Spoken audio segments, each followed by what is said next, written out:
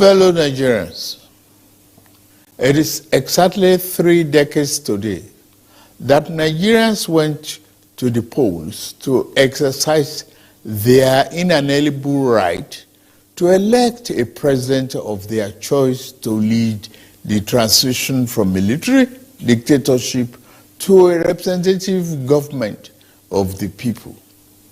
The abortion by the military fiat of the decisive victory of Chief MKO Abiola of the defunct Social Democratic Party in the June 12, 1993 presidential election. Up to that time, the fairest and the freest election in the country's political evolution turned out, ironically, to be the seed that germinated into the prolonged struggle that gave birth to the democracy we currently enjoyed since 1999. In rising to strongly oppose the arbitrary annulment of the will of the majority of Nigerians, as expressed in that historic election, the substantial number of our people who participated in the struggle to annul the election signified their fierce commitment to enthroning democracy as a form of government that best ennobles the liberty, the dignity of individual, and integrity, as well as the stability of the polity. The fierce opposition to the annulment of June 12, 1993 presidential election and unrelenting pro-democracy onslaught it unleashed was the equivalent of the battle against colonial rule by our founding fathers that resulted in the gaining of Nigerian independence in 1960. Just like the anti-colonial movement, the pro-democracy June 12 vanguard demonstrated once again the enduring validity of the 19th century historian Arnold Toynbee's eternal postulation that civilization and society experience progress as they are forced to respond to challenges posed by the environment. The unjust annulment of a widely acknowledged free and fair election was a challenge that elicited resistance by a resurgent civil society, leading ultimately to the attainment of our second independence, as exemplified by the return of democratic governance in 1999. Fellow compatriots, we celebrate a day that has remained a watershed in our nation's history, not just today, but for every June 12, for the endless future that our beloved country shall exist and work stronger and stronger. Generation of Nigerians will always remember themselves that the democracy that is steadily going to become the defining essence of our polity was not gifted to us on a silver platter. We can easily recall the sacrifice and the martyrdom of Chief MKO Abiola, the custodian of the sacred mandate that was so cruelly annulled. He sacrificed his life in unyielding patriotic defense of the ideals of democracy, as symbolized in his choice by his fellow countrymen and women as their duly elected president. There was an easier choice for him. It was to forgo the justice of his cause and opt for the path of ease and capitulation in the face of the tyranny of power. To his eternal credit, and immortal glory? Abiola said no.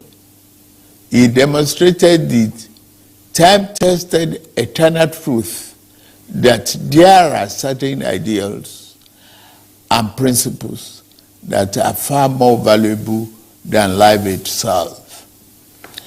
Every day on this day, down the ages, we will recall the several heroes of democracy, such as Kudirat Abiola, wife of Chief Abiola, who was brutally murdered while in the trenches fighting on the side of the people. We remember Pat Alfred Rewani, one of the heroes of our independence struggle, and Major General Shehu Musa Yar'Adua, retired, who was silenced by the military junta while in pursuit of democracy. They gave their yesterday for the liberty that is ours today. The point is that we must never take this democracy for granted. We must forever jealously guard and protect it like a precious jewel. For a people can never truly appreciate the freedom and the right democracy guarantees them until they lose it. We have transferred the dark, thorny part of dictatorship before, and those who experience it can readily testify to the unbridgeable gap between the dignity of freedom and the humiliation and degradation of tyranny. True, yes, rancorous debates, interminable wrangling, ceaseless quarrels, bitter electoral contestations may be perceived by some as the unattractive feature of democracy, but they also testify to its merits and value.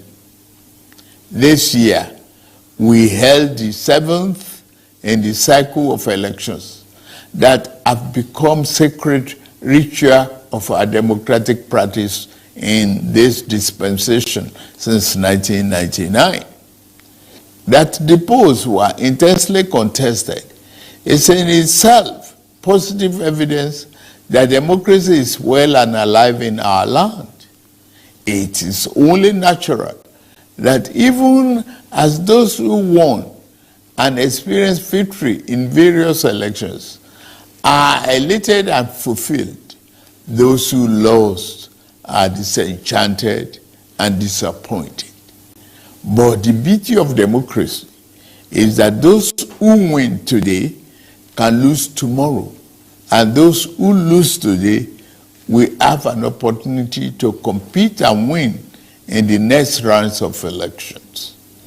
Those who cannot endure and accept the pains of defeat in elections do not deserve the joy of victory when it is their turn to triumph. Above all, those who disagree with the outcome of the elections are taking full advantage of the constitutional provisions to seek redress in court. That is one of the reasons why democracy is the best form of government invented by man. For Chief MKO Abiola, the symbol of this day, in whose memory June 12 became a national holiday, democracy is eternal. It is about rule of law and vibrant judiciary that can be trusted to deliver justice and strengthen institutions. It has become imperative to state here that the unnecessary illegal orders issued to truncate or abridge democracy will no longer be tolerated. The recent harmonization of the retirement age of the judicial officers is meant to strengthen the rule of law, which is a critical pillar of democracy. The reform has just started. The democracy that will yield right dividends to the people who are shareholders means more than just freedom of choice and right to get people into elective offices. It means social and economic justice for our people. To the winner of June 12 democracy offers the best chance to fight and eliminate poverty. 30 years ago, he christened his campaign manifesto "Farewell to Poverty" because he was convinced that there is nothing defined about poverty. It is a man-made problem that can be eliminated with clearly thought out social and economic policies. It is for this reason that in my inauguration address on May 29, I gave effect to the decision taken by my predecessor in office to remove the fuel subsidy, the albatross, and free up the collective use of much needed resources, which had hitherto been pocketed by a few rich. I admit the decision will impose extra burden on the masses of our people. I feel your pain.